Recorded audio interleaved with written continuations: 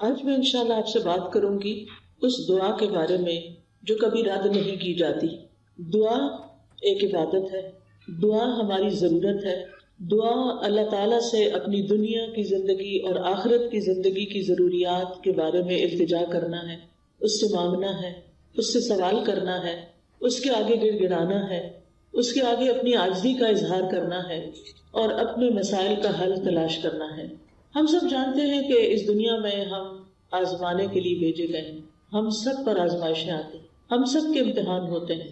کوئی بیمار ہو جاتا ہے، کوئی بچوں کی طرف سے پریشان ہوتا ہے، کوئی بچوں کی شادی کے مسئلے میں پریشان ہوتا ہے، کچھ انہونی قسم کی بیماریوں کا شکار ہوتا ہے، کوئی ذہنی مسائل کا شکار ہوتا ہے، کوئی مالی مسائل کا شکار ہوتا ہے، کوئی دنیا کے حالات کے بارے میں پریشان ہوتا ہے، اور یہ ہم سب ایکسپیرینس کر رہے ہیں۔ اور بعض اوقات تو مسائل کا ایک تانتا ہوتا ہے، ایک مسئلہ ختم نہیں ہوتا کہ ایک اور مسئلہ شروع ہو جاتا ہے، اور انسان اس دنیا میں ان پریشانیوں کی وجہ سے گھبرا اٹھتا ہے۔ امام ابن القیم کہتے ہیں کہ دعا آزمائشوں کی دشمن ہے، یعنی ادھر آزمائش آئی تو اس کا مقابلہ دعا سے کیجیے۔ وہ کہتے ہیں کہ دعا مفید ترین علاجوں میں سے ایک علاج ہے، یہ آزمائشوں کی دشمن ہے، یہ مصیبتوں کو دور دھکیلتی ہے، ان کے ساتھ گتھم گتھا ہوتی ہے، ان کے واقع ہونے کو روکتی ہے اور مصیبتوں کو ختم کرتی ہے، یا مصیبت واقع ہو جائے تو اس کو کم کرتی ہے۔ دعا مومن کا ہتھیار ہے، مفید ترین دوا ہے۔ لہذا آج ہم بات کریں گے کہ ہم کس طرح دعا کریں کہ ہماری دعا قبول ہو اور ہم ان مسائل سے جو زندگی میں نبرد آزما ہیں، نبٹ رہے ہیں، ان کو ختم کرنے میں ہماری مدد کرے۔ تو بات یہ ہے کہ ہم سب جانتے ہیں کہ ہمیں اللہ تعالیٰ نے ہی پیدا کیا ہے اور اسی کی طرف ہمیں پلٹ کر جانا ہے، اور اسی کے ہاتھ میں ہر مشکل کا حل ہے۔ وہ ہر چیز پر قادر ہے، وہ سب سے بڑا ہے۔ اس کو دینے کے لیے، اسے کوئی مشکل حل کرنے کے لیے کسی سے پوچھنا نہیں پڑتا، کسی کی مدد لینی نہیں پڑتی۔ لہٰذا جب سب کچھ اسی کے اختیار میں ہے، لہو ملک السماوات والارض، آسمانوں اور زمین کی ملکیت، کنٹرول، سارے کا سارا اسی کے ہاتھ میں ہے۔ لہٰذا جب کوئی مشکل آئے تو ہمیں اسی کی طرف رجوع کرنا چاہیے۔ علماء نے عبادت کی جو قسم دعا سے متعلق بتائی ہے وہ دو طرح کی دعا ہوتی ہے، ایک دعا العبادہ اور ایک دعا المسئلہ۔ یعنی ہماری جتنی بھی عبادتیں ہیں، نماز، روزہ، حج، زکوٰۃ، جتنے بھی اعمال ہیں، ان سب کو بھی دعا کہا جاتا ہے، کیونکہ یہ بھی دراصل ہم اللہ سبحانہ وتعالیٰ کے حضور جب حاضر ہوتے ہیں، مثلا نماز میں، تو آپ دیکھیے کہ ہم سینے پہ ہاتھ باندھ کے بھی دعا کرتے ہیں۔ ہم سمع اللہ لمن حمدہ کے بعد ربنا ولک الحمد حمدا کثیرا طیبا مبارکا فیہ اللہم لا مانع لما آتیت ولا معطی لما منعت، حمد کے بعد آخر میں پھر دعا کرتے ہیں۔ رکوع میں بھی دعائیں ہوتی ہیں، سجدے میں بھی دعائیں۔ حدیث میں آتا ہے کہ سجدے میں انسان سب سے زیادہ اللہ تعالیٰ کے قریب ہوتا ہے، تو وہاں بھی ہم دعا کرتے ہیں۔ پھر التحیات بھی دعا کے ساتھ، درود شریف بھی دعا ہے، بلکہ ساری دعاؤں کا خلاصہ ہے۔ اور اسی طرح قبولیت کا بہترین وقت درود شریف کے بعد نماز کے اندر دعا کرنا ہے، جہاں ہم رب اجعلنی اور دیگر دعائیں پڑھتے ہیں۔ پھر اسی طرح روزے کی حالت میں دعا قبول ہوتی ہے، افطار کے وقت دعا قبول ہوتی ہے۔ پھر ہم حج پہ جاتے ہیں تو ہر مقام پہ دعائیں قبول ہوتی ہیں۔ تو گویا ہماری عبادات بھی دراصل دعاؤں کا ہی مجموعہ ہے، اور وہ بھی دعاؤں کی قبولیت کا ذریعہ ہے۔ یعنی جب ہمیں کچھ چاہیے ہوتا ہے تو ہم اللہ تعالیٰ کی طرف رجوع کرتے ہیں۔ نبی صلی اللہ علیہ وسلم کا طریقہ کیا تھا کہ جب انہیں کوئی مشکل پیش آتی تو وہ کیا کرتے؟ نماز کے لیے کھڑے ہو جاتے اور نماز میں پھر دعا کرتے، اللہ تعالیٰ سے مدد مانگتے۔ قرآن مجید میں آتا ہے وَاسْتَعِینُوا بِالصَّبْرِ وَالصَّلَاةِ، مدد طلب کرو، مدد مانگو صبر اور نماز کے ساتھ۔ لہٰذا یہ دعا العبادت ہے، اس کا فائدہ انسان کو دنیا میں بھی ہوتا ہے اور آخرت میں بھی ہوتا ہے۔ دوسری دعا وہ ہوتی ہے جس میں ہم اللہ سبحانہ وتعالیٰ سے سوال کرتے ہیں، کچھ مانگتے ہیں، اس کے آگے گڑ گڑاتے ہیں، تو اس کو دعا الطلب کہتے ہیں، دعا المسئلہ کہتے ہیں، جس میں ہم اللہ تعالیٰ سے التجا کرتے ہیں کہ وہ ہماری دعا قبول کر لے۔ اس کے بارے میں اللہ تعالیٰ فرماتے ہیں وَقَالَ رَبُّكُمُ ادْعُونِي أَسْتَجِبْ لَكُمْ، تمہارے رب نے کہا کہ مجھ کو پکارو، مجھ سے مانگو، میں تمہاری دعا قبول کروں گا.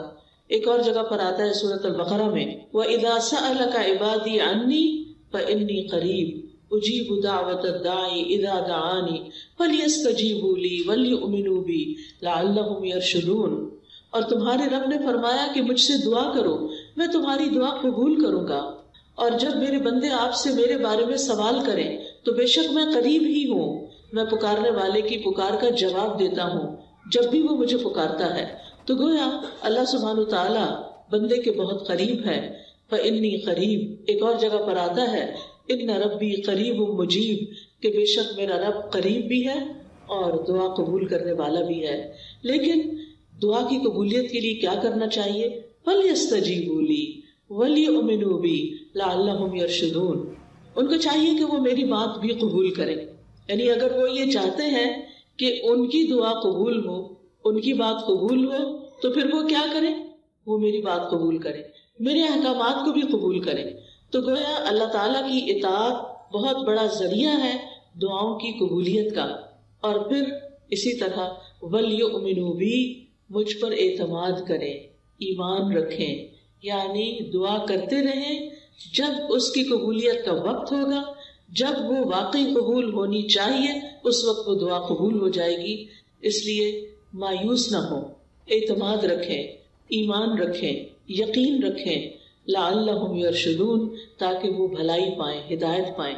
کیونکہ رشد جو ہوتی ہے، رشد اس میں ہدایت بھی ہوتی ہے اور بھلائی کے معنوں میں ہوتی ہے. یعنی انسان کی عقل کی دو قسمیں ہوتی ہیں. ایک وہ ہوتی ہے جس کے ذریعے انسان چیزوں کو سمجھتا ہے، اچھے برے کا فرق پہچانتا ہے، اور ایک ہدایت کی قسم رشد کہلاتی ہے جس میں انسان اچھے برے کا فرق جان کر پھر بھلائی تک پہنچ جاتا ہے، خیر تک پہنچ جاتا ہے. اس لیے رب سے دعا کرتے رہنا چاہیے. اسی لیے ابراہیم علیہ السلام نے جب دعائیں کی تھی تو آخر میں فرمایا تھا ان ربی لسمیع الدعاء، بے شک میرا رب تو ضرور دعاؤں کا سننے والا ہے، یعنی وہ تو لازماً دعائیں سنتا ہے. اور السمیع کا لفظ اس کا یہ مطلب نہیں کہ وہ صرف سن لیتا ہے اور بس بات ختم نہیں. اس کا مطلب یہ ہے کہ جیسے ہم رکوع سے سر اٹھاتے ہیں تو کہتے ہیں سمع اللہ لمن حمدہ، کہ جو اللہ کی تعریف کرتا ہے اللہ تعالیٰ اس کی حمد کو سنتا ہے، بلکہ مطلب یہ ہے کہ اس کی حمد کو قبول بھی کرتا ہے، دعاؤں کو قبول بھی کرتا ہے. اسی طرح حدیث میں آتا ہے اللہم انی اعوذ بک من دعاء لا یسمع، اے اللہ مجھے اس دعا سے بچا لے جو سنی نہ جائے. تو یہاں سننا قبول کرنے کے معنوں میں کہ ایسی دعا نہ ہو کہ جو تیرے ہاں قبولیت نہ پائے، لیکن دعا مانگنے کا طریقہ بھی درست ہونا چاہیے تاکہ دعا قبول ہو جائے. اس کے بارے میں اللہ تعالیٰ کا فرمان ہے سورۃ الاعراف میں. اللہ تعالیٰ فرماتے ہیں ادعوا ربکم تضرعا وخفیا انہ لا يحب المعتدین، تم اپنے رب کو عاجزی سے اور چپکے چپکے پکارو. یعنی دعا مانگتے ہوئے انسان کے اندر عاجزی ہونی چاہیے، خشوع ہونا چاہیے، انسان کو ہمبل ہونا چاہیے، اپنے آپ کو رب کے سامنے محتاج ظاہر کرنا چاہیے. اور پھر فرمایا وَلَا تُفْسِدُوا فِي الْأَرْضِ بَعْدَ إِصْلَاحِهَا، دعاؤں کی قبولیت چاہتے ہو تو آہوزاری سے پکارو، چپکے چپکے پکارو. اللہ تعالیٰ حد سے بڑھنے والوں کو پسند نہیں کرتا. اور تم زمین میں اس کی اصلاح کے بعد فساد نہ کرو، یعنی زمین میں مطیع اور فرمانبردار بن کے رہو، بگاڑ پیدا نہ کرو. ان رحمت اللہ قریب من المحسنین، بے شک اللہ کی رحمت محسنین سے، نیکوکاروں سے بہت قریب ہے. یعنی اللہ تعالیٰ ان لوگوں کی دعا زیادہ سنتا ہے جو لوگوں کے ساتھ بھلائی کرتے ہیں، نہ کہ ان کے درمیان پھوٹ ڈالتے ہیں، فساد کرتے ہیں اور ان کی زندگی مشکل کرتے ہیں. لہٰذا اگر ہم چاہتے ہیں کہ ہماری دعائیں قبول ہوں تو اس کے لیے بہت ضروری ہے کہ پھر ہم اللہ سبحانہ تعالیٰ کے حقوق بھی ادا کریں اور اللہ کے بندوں کے ساتھ بھی بھلائی کا اور رحمت کا معاملہ کریں.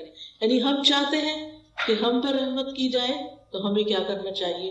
دوسروں کے ساتھ رحم کا معاملہ کریں.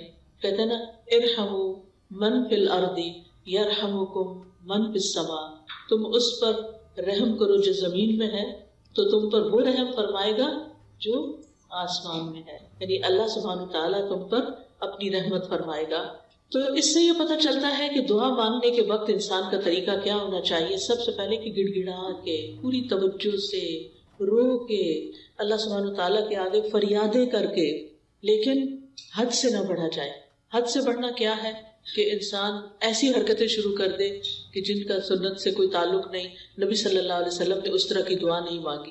پھر اسی طرح یہ کہ پوری امید کے ساتھ دعا کرنی چاہیے, پورے یقین کے ساتھ دعا کرنی چاہیے کہ ہماری دعا قبول ہوگی. اللہ تعالیٰ سے نا امید نہیں ہونا چاہیے. وَادْعُوهُ خَوْفًا وَطَمَعًا, خوف رکھتے ہوئے اور امید کے ساتھ دعائیں کرنی چاہیے. یعنی انسان دعا مانگنے سے رکے نہیں بلکہ مانگتا رہے. دیکھا جائے تو اللہ تعالیٰ کو تو انسان کی دعا کی ضرورت نہیں کہ بندہ اس سے ضرور مانگے. یہ تو انسان کے اپنے فائدے میں ہے کہ انسان اللہ سے مانگتا رہے. یہ جو اللہ تعالیٰ ہمیں حکم دے رہے ہیں کہ دعا مانگتے رہو, تو آپ دیکھیے کہ اس میں ترغیب دی جا رہی ہے. اس کو ضرورت نہیں ہے, ہمیں ضرورت ہے, ہم محتاج ہیں. سورۃ فاطر میں اللہ تعالیٰ فرماتے ہیں یا ایھا الناس انتم الفقراء الی اللہ واللہ هو الغنی الحمید. اے لوگو تم سب اللہ کے محتاج ہو اور اللہ بے نیاز ہے, تعریف والا ہے. یعنی محتاج ہم ہیں, ضرورت ہماری ہے اور اللہ بے نیاز ہے, اس کو ضرورت نہیں ہے, اس کو کسی کی محتاجی نہیں ہے کہ کوئی دعا کرے گا تو اس کی شان بلند ہوگی. وہ تو پہلے سے ہی بلند شان کا مالک ہے. ایک حدیث قدسی میں آتا ہے اللہ تعالیٰ فرماتے ہیں اے میرے بندو تم کبھی مجھے نقصان پہنچانے کی طاقت نہیں رکھو گے, یعنی میرا کچھ نہیں بگاڑ سکتے کہ مجھے نقصان پہنچا سکو, نہ کبھی مجھے فائدہ پہنچانے کے قابل ہوگے کہ مجھے فائدہ پہنچا سکو. نہ ہم اللہ تعالیٰ کا نقصان کر سکتے ہیں اور نہ ہی اس کو فائدہ دے سکتے ہیں. اسی لیے ایک اور حدیث میں آتا ہے اے میرے بندو اگر تمہارے پہلے والے اور تمہارے بعد والے اور تمہارے انسان اور تمہارے جن سب مل کر تم میں سے ایک انتہائی متقی انسان کے دل کی طرح ہو جائیں تو اس سے میری بادشاہت میں کوئی اضافہ نہیں ہوگا. یعنی اگر ہم سب کے سب بہت نیک بھی بن جائیں تو اللہ تعالیٰ کو تب بھی کوئی فائدہ نہیں. ہم اپنا سارا مال بھی خرچ کر دیں تو اللہ تعالیٰ کا کچھ بھی فائدہ نہیں, اس کا ریٹرن خود ہم ہی کو ملنے والا ہے. تو بات یہ ہے کہ دعا انسان ہی کو فائدہ دیتی ہے, لہٰذا دعا مانگتے رہنا چاہیے کیونکہ دعا ایک عبادت ہے. ہم اپنی زندگی میں جتنی بھی دعائیں کریں گے اتنی زیادہ اللہ تعالیٰ کی محبت پائیں گے, کیونکہ نبی صلی اللہ علیہ وسلم نے فرمایا لیس شیء اکرم علی اللہ من الدعاء, اللہ کے ہاں دعا سے بڑھ کر کوئی چیز عزت والی نہیں. یعنی ہم بندوں سے مانگتے ہیں تو وہ کیا ہوتا ہے, ذلت ہوتی ہے, لیکن جب ہم اللہ سے مانگتے ہیں تو اللہ تعالیٰ کے ہاں درجات بلند ہوتے چلے جاتے ہیں, عزت بڑھتی چلی جاتی ہے. دعا کرنے والے سے اللہ تعالیٰ محبت کرتا ہے اور جو دعا نہیں کرتا اس سے کیا ہوتا ہے پتہ نا آپ کو, اللہ تعالیٰ اس سے ناراض ہوتا ہے. جو دعا نہیں کرتا, جو اللہ سے نہیں مانگتا, جو اللہ کے سامنے اپنی حاجت نہیں رکھتا, اللہ تعالیٰ اس سے ناراض ہوتا ہے. لہٰذا دعا کرنے والے اللہ کے محبوب ہیں اور نہ مانگنے والوں سے اللہ تعالیٰ ناراض ہوتا ہے. دعا نہ کرنا تکبر کی علامت ہے. بعض لوگوں کو کہا جاتا ہے نا دعا کرو, تو بہت کر لی کوئی فائدہ نہیں ہوا, یا کہتے ہیں اس کو تو پتہ ہی ہے ہمیں کیا چاہیے, ہمیں کیا ضرورت ہے کہ ہم اس سے مانگیں. نہیں, ہمیں ضرورت ہے اس سے مانگنے کی, اور جب تک ہم مانگتے رہیں گے ہماری نیکیوں میں اضافہ ہوتا رہے گا اور ایک وقت آئے گا کہ قبول بھی ہو جائے گی. قیامت کے دن یعنی ہر دعا قبول ہوتی. کچھ دعائیں دنیا میں اسی وقت دیر اینڈ دین قبول ہو جاتی, کچھ دعاؤں کے بدلے میں اللہ تعالیٰ ہماری کچھ اور خیر بھلائی کر دیتا ہے جو ہم خود مانگ نہیں رہے ہوتے. اللہ تعالیٰ وہ چیزیں ہمیں عطا کر رہا ہوتا ہے جو ہماری اس دعا کی قبولیت سے زیادہ بڑی ضرورت ہوتی ہے, اور کچھ دعائیں ہماری آخرت کے لیے سیو کر دی جاتی ہیں. جب ہمارے عمل میں کچھ بہت اچھا نہیں ہوتا, ہمارے پاس بہت ساری نیکیاں نہیں ہوتی, لیکن ہم کسی مسئلے میں پریشان ہوتے ہیں اور دعائیں کرتے رہتے ہیں, تو یہ ہماری نیکیوں میں اضافے کا ذریعہ بن جاتی ہیں. اور قیامت کے دن اللہ تعالیٰ کے ہاں جب بندہ ان دعاؤں کا اجر پائے گا جو دنیا میں قبول نہیں ہوئی تھی, تو انسان کیا تمنا کرے گا, کاش دنیا میں میری کوئی دعا بھی قبول نہ ہوئی ہوتی اور آج سارے کا سارا مجھے یہی ملتا. ہم سب جانتے ہیں کہ دنیا کی زندگی جو ہے وہ ہماری بہت ہی محدود سی ہے. یہاں اگر ہمیں سب کچھ بھی مل جائے تو بھی ہم دیکھتے ہیں کہ یا وہ چیز ختم ہو جاتی ہے یا ہم چلے جاتے ہیں دنیا سے, یعنی کچھ بھی تو یہاں باقی رہنے والا نہیں. ہمارے پاس قارون کے خزانے بھی ہوں تو وہ بھی ختم ہو جائیں گے, تو بھی ہمیں دنیا سے چلے جانا ہے. کل من علیہا فان ویبقى وجہ ربک ذو الجلال والاکرام. اس لیے کبھی بھی مایوس نہ ہو, مانگتے چلے جائیں, مانگتے چلے جائیں. دعا مانگنے سے کبھی بھی تھکے نہیں, لیکن دعا مانگنے کے کچھ آداب ہیں, کچھ شرائط ہیں, وہ ہمیں ضرور سیکھ لینی چاہیے. اور اگر ہم نے سیکھی ہوئی ہے تو ضرور دوہرا لینی چاہیے. اور اس کا فائدہ کیا ہے کہ اس سے ہماری دعائیں قبول بھی ہوں گی اور ہمارے دل میں ایک اطمینان بھی پیدا ہوگا. تو ابن قیم نے چند سطروں میں دعا کا خوبصورت نچوڑ پیدا کیا ہے.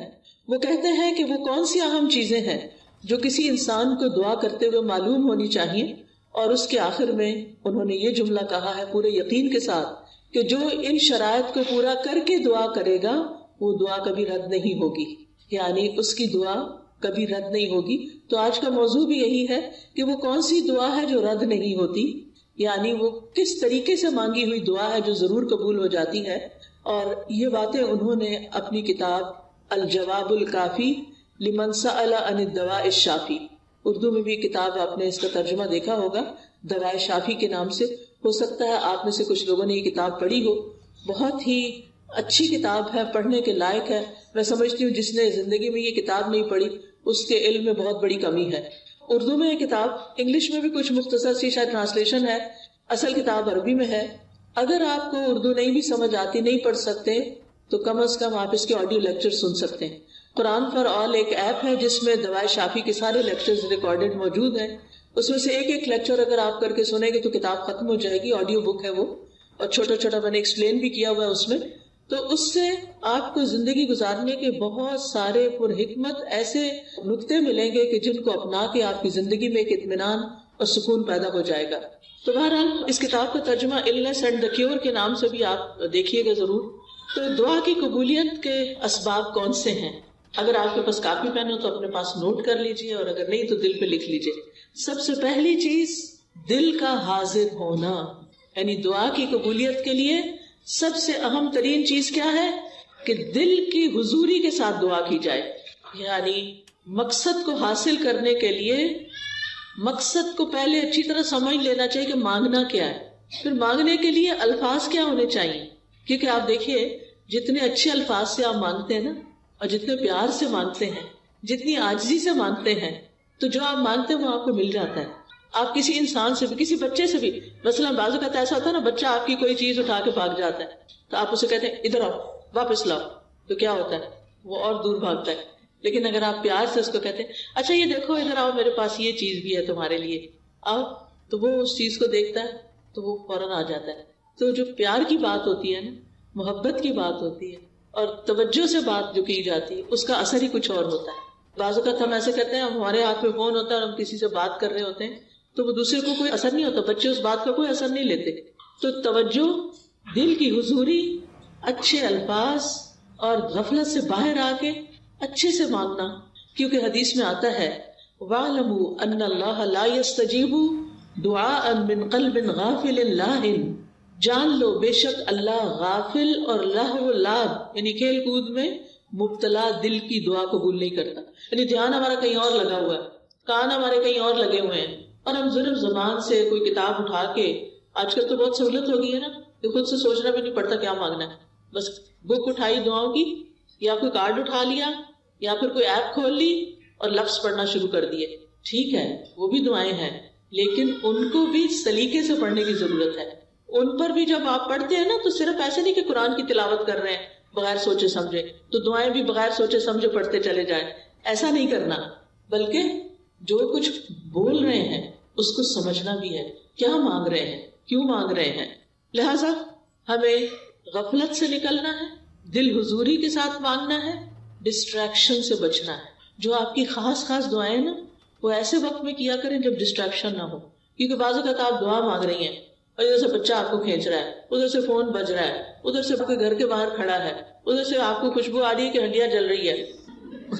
اب آپ سوچیں کیا دعا مانگی جائے گی، کیسی دعا ہوگی وہ، اور پھر اس میں قبولیت کیا ہوگی. جب آپ کو خود ہی پتہ نہ ہو، کان کہیں لگے، آنکھیں کہیں لگے، ناک کہیں لگے، کیا پتہ چلے گا کیا مانگا کیا نہیں مانگا. لہٰذا ایسے وقت میں مانگے جب آپ اکیلے ہوں، تنہا ہوں، آپ اور آپ کا رب ہو، پھر آپ اسے چپکے چپکے سرگوشیاں کریں. اذ نادى ربه نداء خفيا، زکریا علیہ السلام نے اپنے رب کو پکارا تھا چپکے چپکے، خفیہ خفیہ.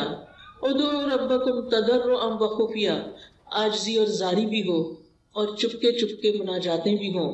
کیونکہ دعا کرتے وقت جذبات بھی ساتھ ہونے چاہیے، یعنی اللہ کی رحمت کو محسوس کرنا چاہیے. اللہ کا شکر ادا کرنا چاہیے کہ اس نے توفیق دی ہے، اور پھر اس یقین کے ساتھ کہ اللہ بڑا مہربان ہے، رحم فرمانے والا ہے، وہ اس وقت بھی سن رہا ہے، وہ میرے دل کی حالت جانتا ہے، اور وہ کچھ دے سکتا ہے جو میں مانگ رہی ہوں. جب آپ بندوں سے کچھ مانگتے ہیں نا تو بعض اوقات ان کے پاس ہوتا بھی ہے، وہ نہیں دیتے، لیکن اللہ تعالیٰ جب دیتے ہیں تو اس کے خزانوں میں تو کمی ہوتی ہی نہیں. بندوں کو تو یہ خوف ہوتا ہے نا، ہم نے دے دیا تو ہمارا کیا بنے گا. ہر دفعہ ایسے ہی ہوتا ہے نا، کوئی ہم سے کچھ مانگ لے تو پہلے ہم سوچتے ہیں ہمارا کام چلے گا دینے کے بعد، بس اتنا ہی دیتے ہیں جتنا ہم بس دینا چاہتے ہیں، اس سے آگے نہیں. اللہ سبحانہ و تعالیٰ کے خزانے بھرے ہوئے ہیں. جب سے زمین و آسمان بنا ہے وہ خرچ کیے چلے جا رہا ہے، لیکن اس کے خزانوں میں قطرے برابر بھی کمی نہیں ہوئی، قطرے برابر بھی کمی نہیں ہوئی. اس کو کیا فرق پڑتا ہے؟ اور جب ہم یہ جانتے ہیں کہ زمین و آسمان کی ہر چیز اس کے کنٹرول میں ہے، وہ بادشاہ ہے، وہ مالک ہے، اور وہ دینے پہ پوری طرح قادر ہے، تو پھر ہم اس امید کے ساتھ مانگیں. قرآن مجید میں آتا ہے کہ وَإِن مِّن شَيْءٍ إِلَّا عِندَنَا خَزَائِنُهُ وَمَا نُنَزِّلُهُ إِلَّا بِقَدَرٍ مَعْلُومٍ. کوئی چیز ایسی نہیں، یو نیم اٹ، کہ جس کے خزانے ہمارے پاس نہ ہو، لیکن ہم ان خزانوں میں سے کتنا کتنا دیتے ہیں، کتنا کتنا اتارتے ہیں، ایک معلوم اندازے کے مطابق، ایک مقرر اندازے کے مطابق. کیونکہ اللہ تعالیٰ الحکیم بھی ہے، اس کو پتا ہے کس انسان کو کب کون سی چیز دینی چاہیے، کیونکہ وہ ہمارے بارے میں ہم سے زیادہ جانتا ہے نا، کہ اگر میں نے اس کی دعا قبول کر لی اور اس کو وہ مل گیا جو چاہتا ہے، پھر یہ مجھے بھول جائے گا. اور مجھ سے غافل ہونا اور بھولنا اس بندے کے حق میں نقصان دہ ہے. لہٰذا بہتر ہے کہ اس کی دعا ابھی قبول نہ کی جائے، یہ کچھ اور مانگ لے. یعنی بعض لوگوں کی دعا صرف اس لیے قبول نہیں کی جاتی کہ ان کا رونا اللہ کو پسند ہوتا ہے، ان کا مانگتے رہنا اللہ کو پسند ہوتا ہے. کیونکہ جب ہم دکھی ہوتے ہیں، تکلیف میں ہوتے ہیں، پریشان ہوتے ہیں، تو پھر ہم اللہ کی طرف رجوع کرتے ہیں. اور جب ہماری ضروریات پوری ہو جاتی ہیں تو پھر ہم کیا کرتے ہیں؟ پھر تو ہم نماز پڑھنا بھی بھول جاتے ہیں، پھر ہم صدقہ خیرات دینا بھی بھول جاتے ہیں. لہٰذا اللہ سبحانہ وتعالیٰ ہمیں کسی نہ کسی مشکل میں ڈالے رکھتا ہے ہمارے فائدے کے لیے، ہماری بھلائی کے لیے، تاکہ ہم اللہ تعالیٰ کی طرف رجوع کرتے رہیں. نبی صلی اللہ علیہ وسلم نے فرمایا ادعوا اللہ وانتم موقنون بالاجابہ، تم اللہ سے مانگو اس یقین کے ساتھ کہ تمہاری دعا ضرور قبول کی جائے گی، پورا یقین ہو. لہٰذا جب آپ کو یقین آئے گا نا تو غفلت بھی دور ہو جائے گی، دعا میں دل حاضر رہے گا، اور آپ اس طرح دعا کی قبولیت کی پہلی شرط پوری کر دیں گے. دوسری چیز جو ہے وہ ڈسٹریکشن ہے. ڈسٹریکشن کا مطلب یہ ہے کہ انسان کبھی کہیں دیکھے، کبھی کہیں دیکھے، کبھی کچھ سوچے، کبھی کچھ سوچے، اور جو مانگ رہا ہے اس کی خبر نہ ہو اس کو. تو ہمیں سمجھ کر دعا کرنی، سمجھ کر، یعنی یہ دوسرا اہم نقطہ ہے، حاضر دل کے ساتھ اور سمجھ کر. کیونکہ اگر پتہ ہی نہیں مانگ کے آ رہے ہیں تو پھر کیا فائدہ.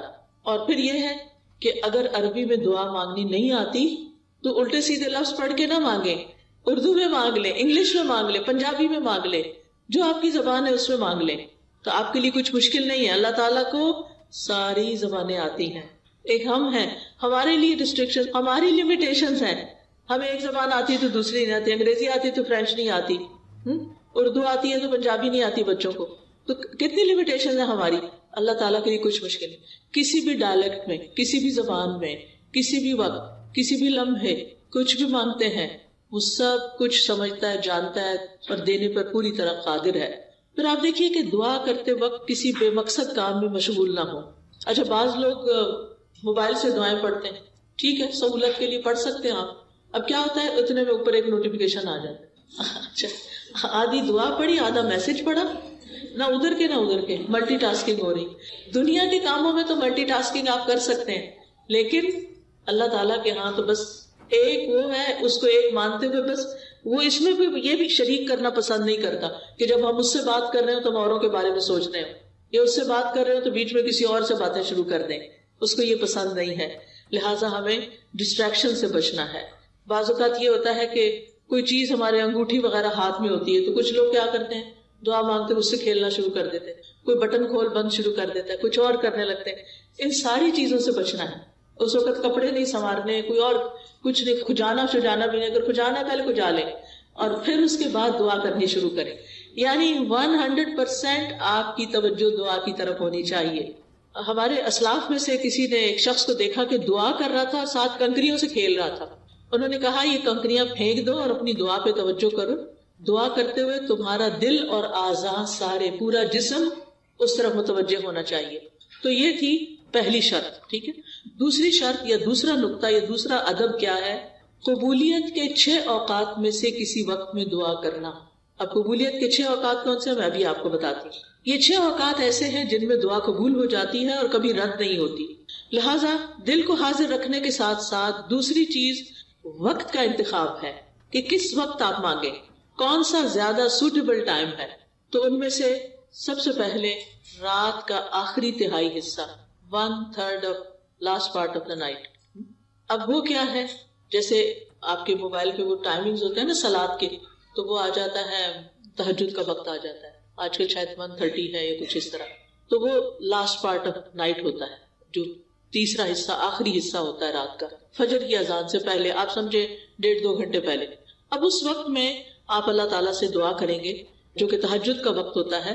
سب سو رہے ہوتے ہیں، فون کالز کرنے والے بھی سو رہے ہیں، آنے جانے والے بھی سو رہے ہیں، گھر والے بھی سو رہے ہیں، بچے بھی سو رہے ہیں، سبھی سو رہے ہیں. اب آپ کا رب جاگ رہا ہے.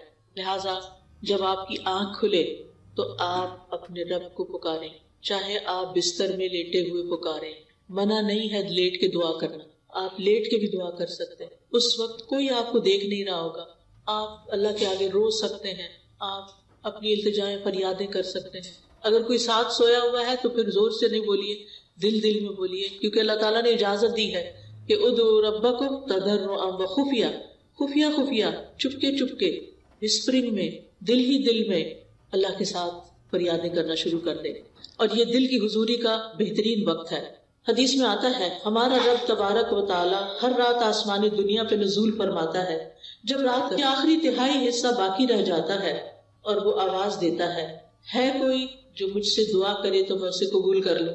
اللہ تعالیٰ خود پکار رہے ہیں، مانگو مجھ سے. ہے کوئی جو مجھ سے مانگے تو میں اسے عطا کر دوں.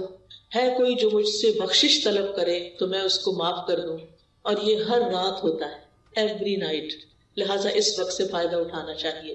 اگر ہم اپنے گناہوں سے پریشان ہیں، اپنی بری عادتوں سے پریشان ہیں، اپنے کچھ مینٹل ہیلتھ کے بارے میں پریشان ہیں، کسی خاص مسئلے کے بارے میں پریشان ہیں، تو اس آخری حصے میں رات کے اٹھیں اور اللہ تعالیٰ سے دعا کریں. اللہ تعالیٰ اپنی شان کے مطابق آپ کو نوازے گا اور یہ دعاؤں کی قبولیت کا سنہری موقع ہوتا ہے. دوسرے مواقع کون سے ہیں؟ ابن القیم لکھتے ہیں وَعِنْدَ الْأَذَانِ، حدیث میں بھی آتا ہے اذان. اب آپ کہیں گے ہمارے گھر میں تو اذان ریکارڈڈ ہے. بالکل ریکارڈڈ اذان بھی اذان ہے، وہ کچھ اور تو نہیں ہے نا. بعض لوگ کہتے ہیں اچھا اس کا جواب دیں. بھائی کیوں نہ دیں، وہ کیا کہہ رہے ہیں؟ وہ وہی تو کہہ رہے ہیں جو اذان کے الفاظ ہیں. اب آپ مسجد میں بھی ہوتے ہیں تو کیا آپ کو مؤذن کی اصل آواز آ رہی ہوتی؟ نہیں نا. کس میں سے آ رہی ہوتی؟ مائک کے تھرو آ رہی ہوتی ہے. لہٰذا وہاں بھی آپ جواب دیں گے، اور گھر میں جب موبائل پہ اذان لگے گی یا اذان کلاک پہ اذان لگے گی اس کا بھی آپ پورا جواب دیں گے اور اس کے بعد دعا کریں گے. وہ قبولیت کا وقت ہے.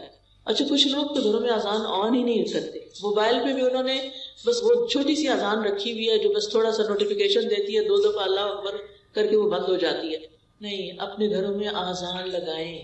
پہلے تو الفجر کی وہ اذان ہوتی تھی، کلاک ہوتا تھا، وہ گھروں میں عام طور پر بج رہا ہوتا تھا. تو بہت ضروری ہے ہمارے گھروں کے اندر جو شیاطین کا اثر ہے، جو بے چینیاں ہیں، جو بچوں کی نافرمانیاں ہیں، ان میں بہت بڑی وجہ یہ ہے کہ گھروں میں قرآن نہیں پڑھا جاتا، گھروں میں اذان کی آواز نہیں سنائی دیتی. ہم ایسی جگہوں پر رہتے ہیں کہ جہاں پر اذان نہیں آتی.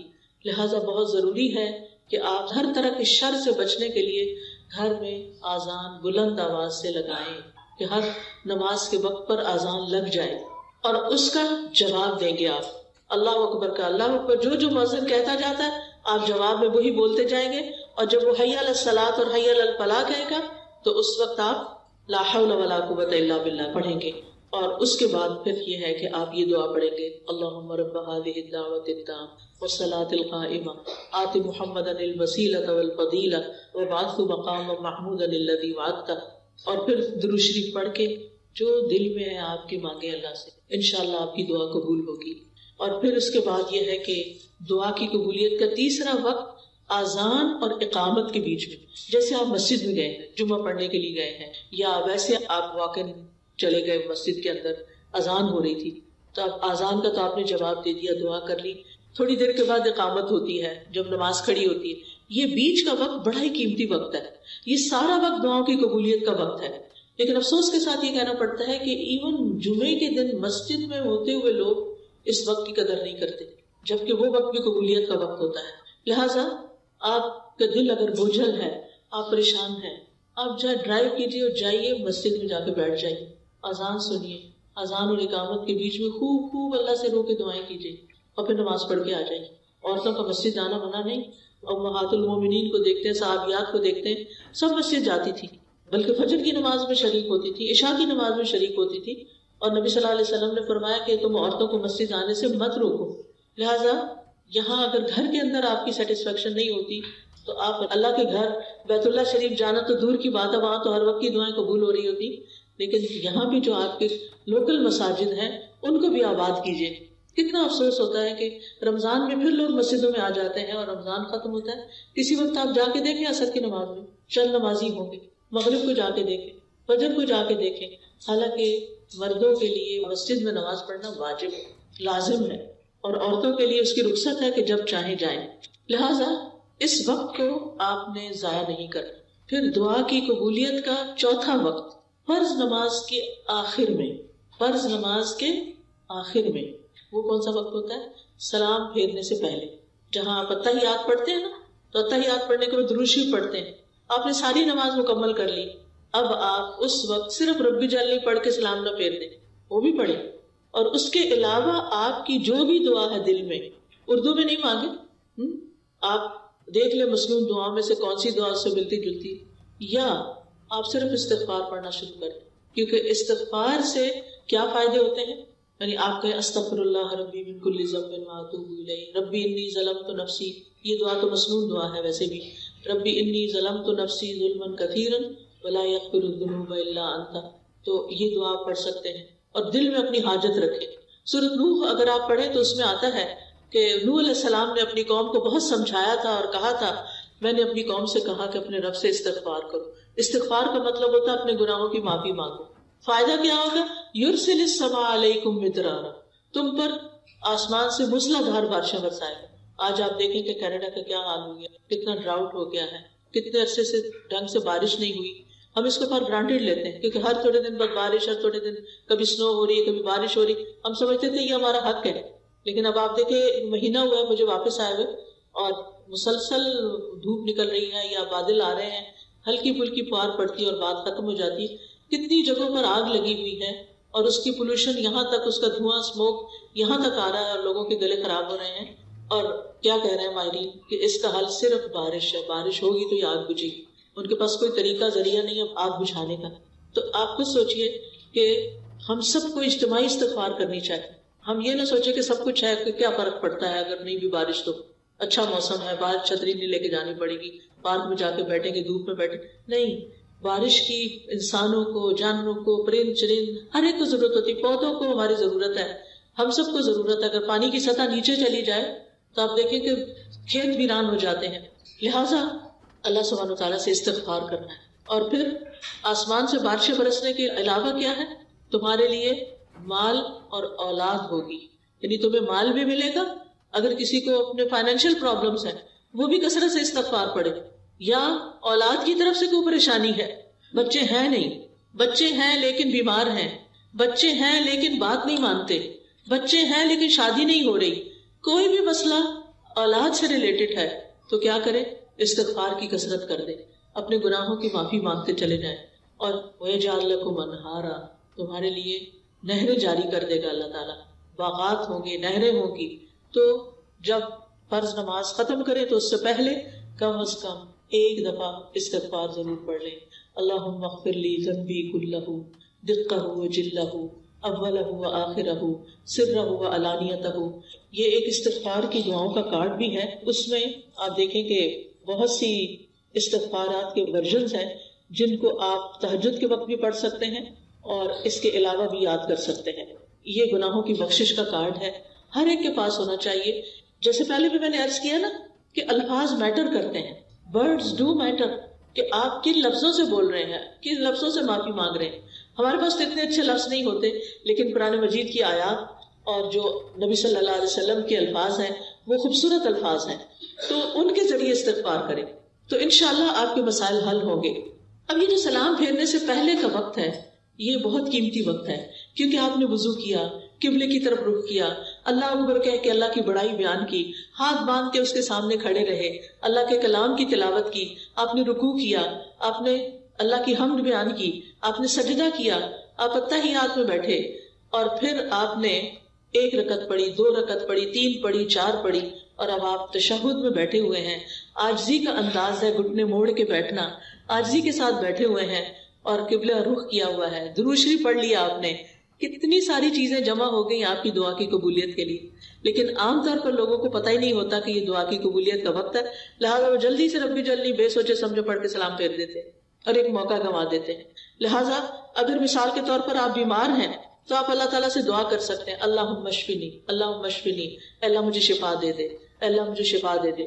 پھر اسی طرح یہ ہے کہ اس وقت ایک خاص دعا نبی صلی اللہ علیہ وسلم نے سکھائی ہے، اور وہ ہے اللہم انی اعوذ بک من عذاب القبر واعوذ بک من عذاب جہنم واعوذ بک من فتنۃ المسیح الدجال واعوذ بک من فتنۃ المحیا والممات اللہم انی اعوذ بک من المأثم والمغرم۔ یہ دعا جو ہے یہ لازم پڑھنی چاہیے نماز کے آخر میں، کیونکہ ہم دنیا کی مسائل پہ پریشان ہوتے ہیں، جبکہ ہم لگژریس گھروں میں رہتے ہیں، ہمارے پاس اچھے اچھے کھانے ہیں، ہمارے پاس اچھا اچھا پہننا ہے، ہم ایک پرامن ملک میں رہتے ہیں۔ لہٰذا اگر چھوٹا سا بھی مسئلہ آ جائے تو ہمارے سر پہ کچھ آ جاتا ہے اور باقی چیزیں ہم بھول جاتے ہیں کہ ہمارے آگے کیا ہونے والا ہے۔ قبر میں تو ہم نے تنہا ہونا ہے نا، وہاں تو کوئی ساتھ نہیں ہوگا، لہٰذا وہاں کی تکلیف اور وہاں کے عذاب اور وہاں کی مشکل کے بارے میں دعا کریں۔ قیامت کے دن جہنم کی سزا سے بچنے کی دعا کریں، پھر اسی طرح گناہوں سے بچنے کی دعا کریں۔ تو یہ بہت جامع دعا ہے، یہ بھی آپ کو یہاں نماز کے اذکار کتاب جو ہے اس میں مل جائے گی۔ دعا کی قبولیت کا 5واں وقت، ابن قیم کہتے ہیں 5واں وقت جمعے کا دن ہے۔ جمعے کے دن میں 2 اوقات ایسے ہوتے ہیں جب دعا قبول ہوتی ہے، ایک جب امام ممبر پہ چڑھ رہا ہوتا ہے، اس وقت سے لے کر جمعے کی نماز مکمل ہونے تک تو آپ مسجد میں پہلے سے ہی چلے جائیں اور اس وقت دعا شروع کر دیں جب امام اپنا خطبہ شروع کرتا ہے، جب اس وقت اذان ہوتی ہے۔ نبی صلی اللہ علیہ وسلم نے فرمایا جمعے کے دن ایک گھڑی ایسی بھی آتی ہے کہ اگر وہ کسی بندہ مسلم کو اس حال میں میسر آ جائے کہ وہ اللہ سے خیر کا سوال کر رہا ہو تو اللہ اسے وہ چیز ضرور عطا کر دیتا ہے۔ دوسری گھڑی کیا ہے؟ اچھا ساعت کا لفظ ہے نا، ساعت 60 منٹ کو نہیں کہتے، یہ کم بھی ہو سکتا ہے زیادہ بھی ہو سکتا ہے۔ شیخ صالح العثیمین کہتے ہیں کہ یہ تقریباً 45 منٹ ہے، ٹھیک ہے۔ اور اس کے علاوہ عصر سے لے کے مغرب تک کا وقت دعاؤں کی قبولیت کا وقت ہے جمعے کے دن۔ لہٰذا اگر آپ کی کوئی حاجت ہے، آپ کی کوئی پریشانی ہے تو آپ اس وقت کو بھی استعمال کر سکتے ہیں۔ دعاؤں کی قبولیت کا 6واں وقت عصر سے لے کر مغرب تک جمعے کا دن، یعنی اس وقت دعائیں کرتے رہنا چاہیے۔ تو یہ 6 اوقات میں نے آپ کو بتائے ہیں، اور پھر کچھ جگہ ہیں جیسے بیت اللہ شریف کے پاس جا کر، اور پھر مینا عرفات میں۔ اگر آپ نے حج نہیں کیا ہو تو حج کا پلان کریں۔ جو لوگ حج پہ جا رہے ہیں آپ ان کو کوئی نہ کوئی گفٹ دیں، یا آپ کے لیے ایک گفٹ بیگ ہم نے تیار کیا حاجیوں کے لیے۔ اس میں چھوٹی سی کتاب ہے، کارڈ ہے، جو چھوٹے سے بیگ میں وہ لوگ رکھ کے لے جا سکتے ہیں، سمپل ٹو دا پوائنٹ باتیں ہیں۔ تو ان سے آپ ریکویسٹ کریں کہ وہ آپ کے لیے ان مقامات پر بھی دعا کریں۔ تیسری بات دعا کی قبولیت کے لیے عاجزی اور انکساری ہے، کہ دل میں خشوع و خضوع ہو، انکساری ہو، اللہ کے آگے ذلت اور عاجزی کا، ذلت اور انکساری کا اظہار ہو۔ اور جو شخص اللہ کے آگے فقیر بن کے مانگتا ہے اللہ تعالیٰ اس کی دعا سنتا ہے۔ انبیاء کے بارے میں قرآن مجید میں آتا ہے وَيَدْعُونَنَا رَغَبًا وَرَهَبًا وَكَانُوا لَنَا خَاشِعِينَ، کہ وہ ہمیں رغبت اور خوف سے پکارتے تھے، یعنی امید اور خوف کے ساتھ ہم سے دعا کرتے اور ہمارے لیے عاجزی کرنے والے تھے۔ تو اس سے کیا پتہ چلتا ہے کہ جو اپنی دعا میں عاجزی کرتا ہے اللہ تعالیٰ اس کی دعا قبول فرماتا ہے۔ خشوع کا کیا مطلب ہوتا ہے؟ خشوع وہ خوف ہوتا ہے جو دل میں راسخ ہوتا ہے۔ عام طور پر لوگ لفظ خشوع بولتے ہیں لیکن اس کا مطلب نہیں جانتے۔ خشوع کیا ہے؟ اللہ کا ایسا خوف جو دل میں جم گیا ہے، دل میں راسخ ہو گیا ہے۔ اور کہتے ہیں خشوع سے نماز پڑھو، کیا مطلب ہے اس کا؟ اس کا مطلب نہیں کہ کوئی دھیان آپ کا ادھر ادھر نہیں جائے، نہیں، اللہ سے ڈرتے ہوئے، یعنی کہ اللہ پہ احسان جتاتے ہوئے نہیں، کہ دل کے اندر اللہ کا خوف ہو۔ اور خاشعین کون ہوتے ہیں؟ جن کے دلوں میں اللہ کا ڈر ہوتا ہے، عاجزی ہوتی ہے اللہ کے سامنے، انکساری ہوتی ہے۔ اس کا یہ مطلب نہیں کہ منفی خوف، نہیں، مثبت خوف۔ منفی خوف جو ہوتا ہے انسان کو مایوسی کی طرف لے جاتا ہے، مثبت خوف انسان کو برائیوں سے بچاتا ہے اور عبادت پر ابھارتا ہے، اللہ کے سامنے کھڑا کرتا ہے، اللہ کے سامنے جھکا دیتا ہے، اللہ کے سامنے سجدہ کرواتا ہے۔ تو خشوع کی علامت کیا ہوتی ہے؟ کیسے پتہ چلے گا کہ آپ کے اندر خشوع ہے کہ نہیں؟ اس میں دل نرم ہو جاتا ہے، انسان رونے لگتا ہے اللہ کے آگے، یعنی دعا میں رونا بھی چاہیے، دل نرم ہونا چاہیے، غافل نہیں ہونا چاہیے، اور پھر دعا میں دل بھی لگے، دعا لمبی ہو جائے، یہ بھی خشوع کی علامت ہوتی ہے، اور آپ کو یوں لگے جیسے آپ اللہ سے باتیں کر رہے ہیں۔ پھر چوتھی چیز قبولیت کے لیے گڑ گڑا کے دعا کرنا، تضرع۔ تضرع کا لفظ جو ہے یہ ضاد، را اور عین سے درع، درعن کہتے ہیں گائے کی وہ جگہ جہاں گائے کا دودھ جمع ہوتا ہے۔ آپ دیکھیں کہ جب بچہ پیدا ہوتا ہے نا گائے کا، تو گائے کے بچے کو کتنی تڑپ ہوتی ہے ماں کے تھن کی طرف جانے کی۔ کبھی دیکھا آپ نے یہ منظر؟ آپ نے بھی کچھ نہیں دیکھا، نہیں تو ویڈیو پہ کسی پہ دیکھ لیں۔ مجھے یاد ہے میں چھوٹی سی تھی تو جب گاؤں میں گئی تو وہاں پر جب وہ بچہ نیا پیدا ہوتا ہے وہ بڑا خوبصورت ہے، مجھے بڑا شوق ہوتا تھا دیکھنے۔ اچھا وہ بچہ اپنے پاؤں پہ کھڑا ہوتے ہی سیدھا ماں کے تھن کی طرف جاتا ہے کہ میں جلدی سے ماں کا دودھ پی لوں۔ تو وہ جو شوق ہے نا، وہ جو تڑپ ہے نا، اور چونکہ گائے رکھنے والوں نے خود بھی اپنے لیے بھی دودھ نکالنا ہوتا ہے تو بچے کو چھوڑ نہیں دیتے، وہ اس کو باندھتے ہیں اور پھر اپنا دودھ نکالتے ہیں، پھر بچے کو بچا ہوا کچھ اس کو بھی پینے کو لیے دے دیتے ہیں۔ تو بچے کو سب دودھ کی کریونگ ہوتی ہے، بچہ تڑپ کر دودھ کی طرف لپکتا ہے، اس کے بغیر وہ زندہ نہیں رہ سکتا۔ تو دعا مانگتے ہوئے ہمارے اندر بھی ایسا ہی شوق، ایسی ہی تڑپ ہونی چاہیے، طلب ہونی چاہیے جو گائے کے بچے کو اپنے ماں کے دودھ کی ہوتی ہے۔ چلے گائے کا بچہ نہیں دیکھا، انسان کا بچہ تو دیکھا ہوگا نا کہ بچے ماں کو کتنا تنگ کرتے۔ کل ہی میں کسی ماں اور بچے کے ساتھ تھی تو میں دیکھ رہی تھی، بچہ کھیل کے آتا تھا، واپس آ کے ماں کے اوپر چڑھتا اور ماں کا گریبان کھینچنے لگتا کہ مجھے دودھ پلاؤ۔ وہ پلاتی، پھر وہ تھوڑی دیر پھر اس کا دھیان کھیل کی طرف ہوتا، پھر وہ چھوڑ کے کھیل میں لگ جاتا، پھر وہ واپس آتا، پھر اس کا یہ۔ تو یہ جو شوق ہے نا کہ پلٹ پلٹ کے اللہ کی طرف جانا کہ اللہ تعالیٰ آپ ہماری دعا قبول کر لے، بس آپ نہیں دینا ہے، آپ نہیں کرنا ہے، تو یہ تڑپ بڑی ضروری ہے، کیونکہ انسان اللہ کے بغیر تو زندہ نہیں رہ سکتا نا، وہ تو پھر لاشا ہے جو ایک چلتا پھرتا ہے۔ اصل چیز کیا ہے کہ انسان اللہ سبحانہ و تعالیٰ کے ساتھ یعنی ایک تعلق رکھے، ایک آہوزاری رکھے، اور پھر آپ دیکھتے ہیں کہ جن بچڑوں کی مائیں مر جاتی نا گائے، تو بچڑے زندہ بھی نہیں رہتے۔ یعنی اللہ سبحانہ و تعالیٰ کے ساتھ تعلق کے بغیر، اس کی محبت کے بغیر، اس کے خوف کے بغیر ہماری زندگی نہیں ہے۔ ہم زندہ لوگوں میں سے نہیں، ہم جی رہے ہیں، بس کھا رہے ہیں، پی رہے ہیں، چل رہے ہیں، پھر رہے ہیں، لیکن دل مردہ ہے، دل میں کوئی خوشی نہیں ہے، دل میں جینے کی کوئی امنگ نہیں ہے۔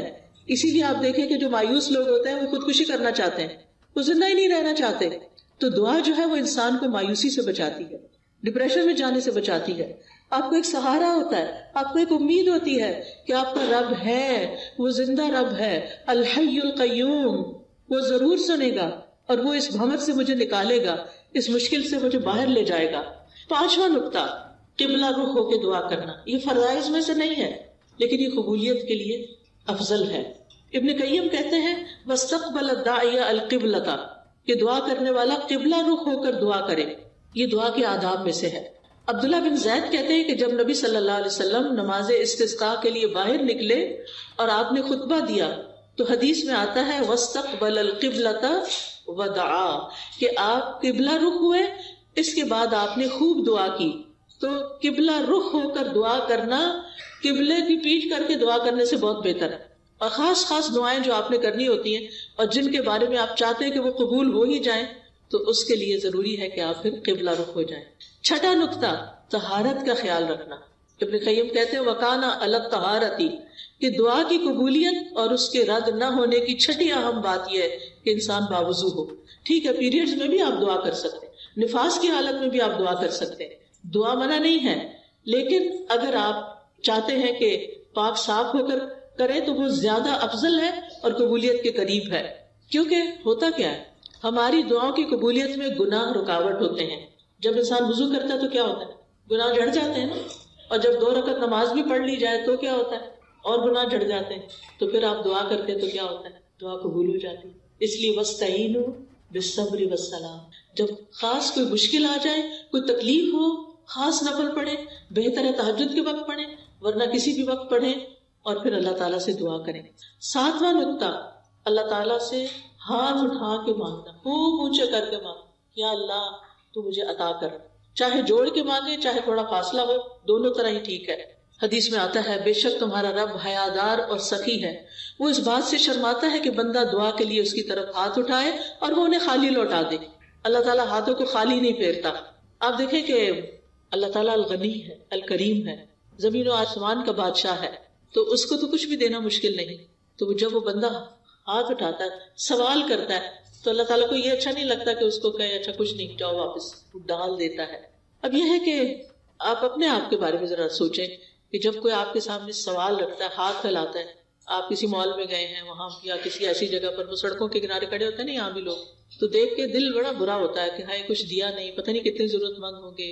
تو ہم انسان ہوتے ہوئے ہمارے دلوں میں ایک رحم آ جاتا ہے مانگنے والے کے حق میں۔ تو اللہ سبحانہ وتعالیٰ وہ کیسے نہیں اپنے بندے پہ رحم کرے گا جو کہ بہت سی ماؤں سے بھی بڑھ کے پیار کرنے والا ہے۔ دعائے استسقاء میں تو آپ صلی اللہ علیہ وسلم نے اتنے اونچے ہاتھ کھڑے کیے تھے کہ آپ کے بغلوں کی سفیدی نظر آنے لگ گئی، یعنی اپنے سر سے بھی اونچے کر لیے تھے اپنے ہاتھ۔ کچھ لوگ ایسے ہی بس رکھ کے بیٹھ جاتے ہیں، کچھ لوگ ہاتھ پہ ہاتھ رکھ لیتے ہیں، ایسے بھی نہیں کرنا چاہیے، کھول کے ہاتھ، چاہے بیچ میں فاصلہ رکھے یا نہ رکھے۔ اور خاص طور پہ شدید حاجت کے وقت آپ بلند آواز سے پکاریں، چیخ چیخ کے نہیں پکارے، بلند آواز سے پکاریں، تنہائی میں رو کے پکاریں، ہاتھ اونچے کر لیں، کہ بس اللہ تعالیٰ آپ نے یہ کام ضرور کرنا ہے، آپ نے یہ مشکل آسان کرنی ہے، آپ کر سکتے ہیں، آپ کے لیے کچھ بھی مشکل نہیں، آپ کے لیے کوئی رکاوٹ نہیں، یعنی واسطے دے دے کے۔ ہاں کچھ مواقع ایسے ہیں جن میں ہاتھ نہیں اٹھائے جاتے، جیسے خطیب اگر جمعہ کا خطبہ دے رہا ہے اور اس وقت آپ دل دل میں اللہ کو پکار رہے ہیں، تو اب وہ خطبہ دے رہا ہے اور آپ ہاتھ اٹھا رہے ہیں، اس وقت منع ہے۔ اسی طرح طواف کے دوران دعائیں قبول ہوتی ہیں لیکن آپ ہاتھ نہیں اٹھاتے، چلتے جاتے ہیں سیدھے۔ اسی طرح سعی کے دوران بھی دعائیں قبول ہوتی ہیں تو آپ ہاتھ نہیں اٹھاتے، اور سنت سے ثابت بھی نہیں ہے۔ 8واں نقطہ یہ ہے کہ آپ اللہ کی حمد و ثنا سے دعا کی ابتدا کریں، یعنی پہلے اللہ تعالیٰ کی حمد کریں۔ یہاں حمد کا بھی کارڈ ہے، الحمدللہ۔ جب یہ کارڈ آپ پڑھیں تو جو دل میں آپ کی دعا ہے دعا کریں، انشاءاللہ دعا قبول ہوگی۔ یہ کارڈز آپ کے گھر میں ہونے چاہیے۔ ہم دیکھیں کہ جب کسی کا بچہ پیدا ہوتا ہے، کوئی ویڈنگ ہوتی ہے، تو مہنگے سے مہنگے کارڈ خرید کر ایک دوسرے کو دیتے ہیں، اور وہ کیا کرتے ہیں چند دن اس کو کہیں رکھتے ہیں، ادھر ادھر ٹیبل وغیرہ پہ سجاتے ہیں اور اس کے بعد سب ٹریش میں چلے جاتے ہیں۔ ایسے کارڈز اگر آپ کے گھر میں ہوں گے، یہ دعاؤں کے سٹال لگا ہوا ہے، تو انشاءاللہ آپ ایک باسکٹ بنا لیں یا کسی فولڈر میں رکھ لیں، اور پھر جب آپ بیٹھیں تو کسی نماز کے بعد کسی وقت میں ایک اٹھا لیں، کسی میں دوسرا اٹھا لیں، کسی میں تیسرا اٹھا لیں، اور اللہ سبحانہ وتعالیٰ سننے والا ہے۔ نبی صلی اللہ علیہ وسلم نے ایک شخص کو دعا کرتے ہوئے سنا، اس نے اللہ تعالیٰ کی حمد و ثنا نہیں کی تھی اور نہ درود پڑھا تھا۔ آپ نے فرمایا اس نے جلدی کی، اور کسی دوسرے سے فرمایا جب تم میں سے کوئی نماز پڑھے تو پہلے اپنے رب کی حمد و ثنا بیان کرے پھر درود پڑھے۔ اس لیے کھڑے ہو کے ہم پہلے کیا کرتے ہیں؟ حمد و ثنا بیان کرتے ہیں، اور آخر میں اتحیات میں ہم درود شریف کے بعد پھر دعا کر لیتے ہیں۔ اور پھر اس کے بھی اچھے اچھے خوبصورت الفاظ ہیں، اس وقت کیونکہ ٹائم کم ہے تو میں اس وقت پڑھ کے سنا نہیں سکتی، لہٰذا آپ اللہ تعالیٰ کی حمد و ثنا کے خوبصورت الفاظ جو اس کارڈ میں آپ کو ملیں گے وہ بول کر درود شریف پڑھ کے آپ دعا کر سکتے ہیں۔ پھر نماز کے آخر میں تسلیم سے پہلے دعا قبول ہوتی ہے، ٹھیک ہے، اس کو میں نے ابھی تھوڑی دیر پہلے آپ کو تفصیل بتا دی ہے۔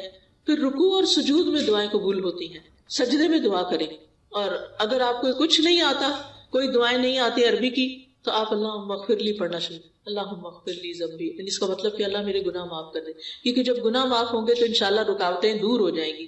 یا ہم کہتے ہیں نا کہ رکاوٹ ہو گئی ہے، بندش ہو گئی ہے، اس کے پیچھے کوئی گناہ ہے، پھر ہمیں سمجھ ہی نہیں آتی، ہمیں یاد ہی نہیں آتا ہمارا کون سا گناہ ہے، ہم کہتے پتہ نہیں کیا گناہ ہے۔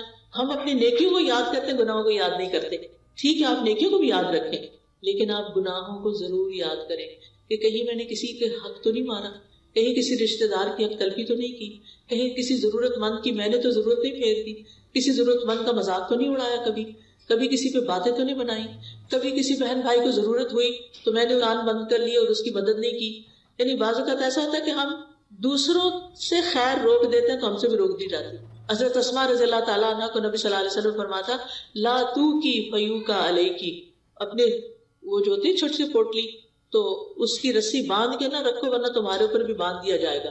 یعنی اس کو اپنے خزانے، پہلے زمانے میں پرس نہیں ہوا کرتے تھے اور ڈیزائنر کے تو بالکل بھی نہیں تھے، تو لوگ خواتین کپڑے کی تھیلیوں میں اپنے دینار درہم رکھتی تھی، تو اس کے اوپر سے پھر کیا کرتی تھی تھیلی کو، اب بھی وہ بید وغیرہ دیتے ہیں نا تو تھوڑی چھوٹی چھوٹی پاؤچز میں بنا کے دے دیتے، تو اس کے اندر کا اس کو باندھ کے نہ رکھو، وہ کھلا رکھو، یعنی نکالتے رہو، دیتے رہو، کیونکہ دینے والے ہی پاتے ہیں، گیو اینڈ ٹیک، تو اللہ سبحانہ و تعالیٰ پسند کرتا ہے.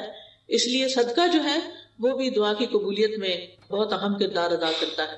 پھر 9واں نقطہ یہ ہے، حمد و ثنا کے بعد درود شریف پڑھنے سے دعا قبول ہوتی ہے. اور پھر استغفار، توبہ اور استغفار کر کے دعا قبول ہوتی ہے. اور اس میں ہم یہ جو سید الاستغفار ہے جو صبح شام ہم پڑھتے ہیں، تو اس میں ہم کہتے ہیں ابو لک بنعمتک علی و ابو بذنبی، اللہ میں آپ کی نعمتوں کا بھی اقرار کرتا ہوں اور اپنے گناہوں کا، تو دیتا ہے اور میں تیری نافرمانی کرتا ہوں. لہٰذا اس وقت پھر دعا قبول ہوتی. اور پھر دعا کی قبولیت کے لیے حرام سے بچنا بہت ضروری ہے، حرام کھانے پینے سے اور حرام اوڑھنے پہننے سے. اور پھر اپنے لباس میں بھی مہذب اسلامی لباس پہننا چاہیے. خاص طور پر خواتین کے لیے بہت ضروری ہے کہ وہ اپنے آپ کو ڈھکیں، کیونکہ اللہ تعالیٰ کو ڈھکنا پسند ہے. جب ہم بازار کی طرف، گھر میں ٹھیک ہے آپ جیسے بھی کپڑے پہنتے ہیں، لیکن اس میں بھی کچھ حدود کا خیال رکھنا چاہیے. اور نماز پڑھتے وقت آپ کو پتا ہے کہ پورا لباس ساتر ہونا چاہیے، بال بھی نہیں دکھنے چاہیے، کان بھی نہیں، گردن بھی نہیں، ٹخنے بھی نہیں. اب ہمارے دیسی کپڑوں میں بھی آپ دیکھیں کہ پجامے کی وجہ سے، ٹراؤزر کی وجہ سے جب خواتین جب رکوع میں جاتے ہیں تو ٹخنے ننگے ہو جاتے ہیں. جب ٹخنے ننگے ہو جاتے ہیں نماز باطل ہو جاتی ہے.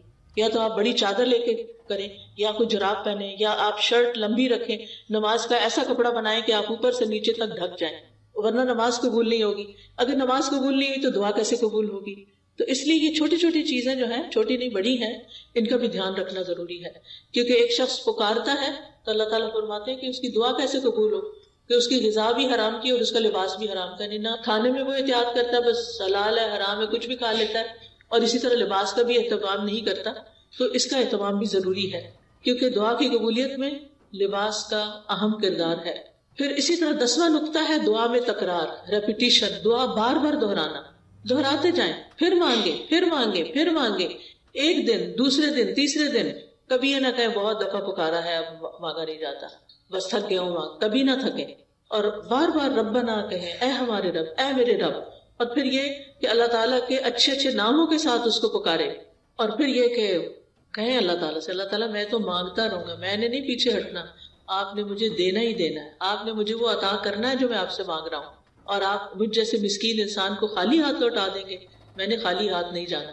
آپ دیکھیں کہ بندوں کے سامنے بھی جب ہم، حالانکہ بندے سٹنجی ہوتے ہیں، اللہ تعالیٰ تو سخی کریم ہے، تو بندوں سے بھی جب ہم سب بخیل سے بخیل بندے کے آگے بھی تکرار کریں نا تو وہ پھر مان ہی جاتا ہے کسی طرح. بعض اوقات ایسا ہوتا ہے نا کہ کوئی شخص پہلی دفعہ آپ سے مانگتا تھا، آپ کہتے میں نے نہیں دینا، یہ تو بس ہیبیچول ہے. اچھا پھر دوسری دفعہ کسی اور طریقے سے، تیسری دفعہ اپنے بچوں کو ہی دے گے، چوتھی دفعہ کسی اور طریقے سے مانگو، پھر آپ جاؤ سر سے اترو، لے جاؤ چلو. یعنی کہ نہیں، آپ کا ارادہ ہوتا ہے بالکل نہیں دینا، اور پھر آپ دے چکتے، پھر آپ سوچتے اچھا نکلوا ہی لیا اس نے. تو اس کے اصرار کی وجہ سے، اگر وہ صرف ایک دفعہ کہتا دے دیں اور آپ نہیں دیتے تو کہاں دیا جاتا اس کو. وَلِلَّهِ الْمَثَلُ الْأَعْلَىٰ، اللہ کی شان تو بہت بلند ہے. لہٰذا اللہ تعالیٰ سے آپ تکرار کے ساتھ مانگیں، عاجزی اور بے بسی کے ساتھ. 11واں نقطہ کیا ہے؟ محبت پر مبنی الفاظ سے مانگیں، خوشامد کریں. اللہ آپ کریم ہیں، آپ حکیم ہیں، آپ قدیر ہیں، آپ قادر ہیں، آپ مقتدر ہیں، پیارے پیارے نام لے کے. اور پھر آپ دیکھیں حضرت زکریا نے کیا کہا تھا، ربی انی وہن العظم منی واشتعل الرأس شیبا ولم اکن بدعائک ربی شقیا. اللہ میرا سر بڑھاپے سے بڑک اٹھا ہے، سارے بال سفید ہو گئے، اور میری بیوی بانجھ ہے، میری ہڈیاں کمزور ہو گئی ہیں، لیکن میں تو اس سے دعا مانگ کے کبھی نامراد نہیں ہوا. مانگتا رہوں گا، آپ دینے والے ہیں. تو کتنی خوبصورت الفاظ میں انہوں نے اپنی حالت کا ذکر کیا. ایوب علیہ السلام نے بیماری میں کیا کیا، انی مسنی الضر وانت ارحم الراحمین، یہ پیار کے کلمات. اللہ مجھے بہت تکلیف پہنچ گئی ہے، بیمار ہو گیا ہوں اور آپ تو ارحم الراحمین. تو یہ اس کو تملک کہتے ہیں عربی زبان میں. پھر انبیاء کی دعاؤں کو آپ دیکھیں تو آپ کو بہترین نمونہ ملے گا. تو جب آپ یہ سوچیں گے کہ آپ کیا مانگنا ہے، کیوں مانگنا ہے، مقصد کیا ہے، اور عاجزی اور زاری سے مانگنا ہے، بہترین الفاظ میں اپنے آپ کو ایکسپریس کرنا ہے. چاہے اللہ آپ کے دل کی باتیں جانتا ہے، اللہ تعالیٰ یہ دیکھنا چاہتا ہے آپ زبان سے کیا نکالتے ہیں، آپ کن الفاظ میں مانگتے ہیں. حضرت مریم کی والدہ نے کن الفاظ سے دعا مانگی تھی کہ رب میں نے آپ کی نظر کر دیا، جو بھی میرے پیٹ میں ہے کہ آزاد ہوگا آپ مجھ سے قبول کر لیں، انک انت السمیع العلیم، کیونکہ آپ تو دعائیں قبول کرنے والے ہیں، آپ تو جاننے والے ہیں. پھر اسی طرح 12واں نقطہ یہ ہے کہ امید اور خوف کے ساتھ مانگنا. وَيَدْعُونَنَا رَغَبًا وَرَهَبًا وَكَانُوا لَنَا خَاشِعِينَ. انبیاء ایسے ہی پکارتے تھے کہ دل میں ڈر بھی ہو اللہ کا کہ کہیں دعا رد نہ ہو جائے، کوئی میرے سے غلطی ایسی نہ ہو کہ میری دعا قبول نہ ہو، اور اس کے ساتھ امید بھی رکھے کہ نہیں اللہ تو سنتا ہے، وہ قبول کرے گا. 13واں نقطہ، اللہ سے اس کے ناموں، صفات اور وحدانیت کے ساتھ دعا کرنا، اللہ کی توحید بیان کر کے دعا کرنا۔ قرآن مجید میں آتا وَلِلَّهِ الْأَسْمَاءُ الْحُسْنَى فَادْعُوهُ بِهَا، اللہ کے اچھے اچھے نام ہیں، ان ناموں کے ساتھ اس کو پکارو۔ لہٰذا اللہ کے تمام نام پرفیکٹ اور ایکسیلنٹ ہیں، لہٰذا اللہ کے نام کیسے؟ یا رحمان یا رحیم، تکرار کریں، یا اللہ یا رحمان یا غفار یا غفور اغفر لی، یا رحمان ارحمنی، یا حکیم یا علیم علمنی فہمنی، یا رزاق ارزقنی، یا شافی اشفنی، یعنی اللہ کے مخصوص ناموں کے ساتھ اللہ کو پکارے۔